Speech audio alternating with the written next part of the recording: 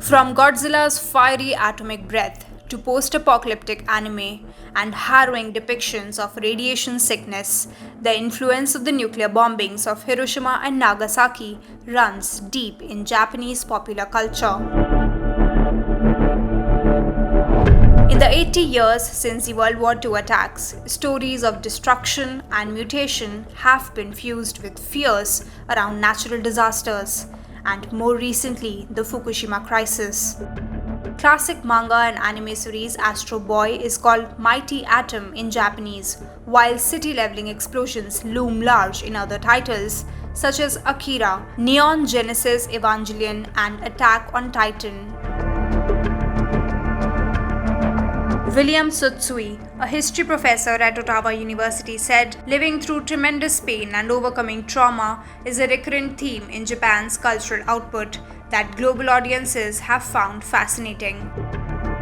The US nuclear bombing of Hiroshima on 6th of August 1945 left around 140,000 people dead. It was followed days later by the bombing of Nagasaki that killed around 74,000 people. Author Yoko Tawada said, "Some poetry portrays the sheer terror of the atomic bomb at the moment it was dropped, but many novels and artworks address the topic indirectly."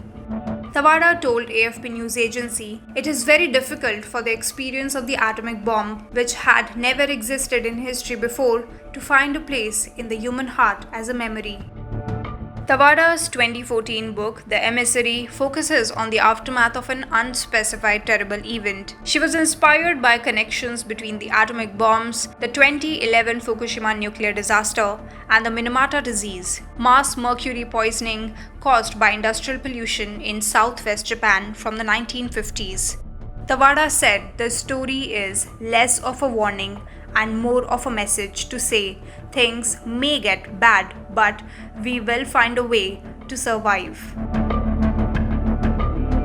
Narratives reflecting Japan's complex relationship with nuclear technologies abound, but the most famous example is Godzilla, a prehistoric creature awakened by US hydrogen bomb testing in the Pacific. Professor Tsutsui, author of the book Godzilla on My Mind, said, "We need monsters to give a face and form to abstract fears." He said in the 1950s, Godzilla fulfilled the role for the Japanese with atomic energy, with radiation, with memories of the atomic bombs. He added that many people who watched Godzilla rampage through Tokyo in the original 1954 film left theaters in tears.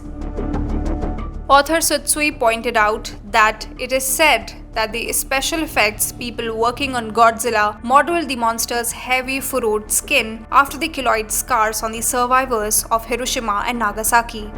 Tsutsui said that in the nearly 40 Godzilla movies released since, nuclear themes are present, but often given less prominence, partly to appease American audiences.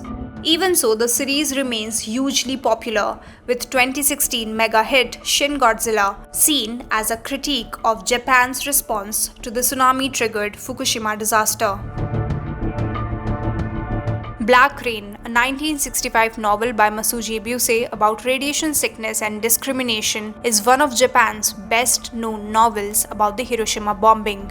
But Victoria Young of the University of Cambridge said that the fact Ebuse was not an atomic bomb survivor is part of a big debate about who is permitted to write these stories. She said, "How we talk about or create literature out of real life is always going to be difficult. Are we allowed to write about it if you did not directly experience it?" Nobel-winning author Kenzaburo collected survivors' accounts in a book titled Hiroshima Notes, which has essays written on visits to the city in the 1960s. Tawada, who has lived in Germany for 4 decades after growing up in Japan, said he is confronting reality, but tries to approach it from a personal angle, including his relationship with his disabled son. She said, "The anti-war education I received sometimes gave the impression that Japan was solely a victim in the World War II. She added, "When it comes to the bombings, Japan was a victim, no doubt, but it's also important to look at the bigger picture, including Japan's wartime atrocities." As a child, illustrations of the nuclear bombings in contemporary picture books reminded her of depictions of hell in historical Japanese art.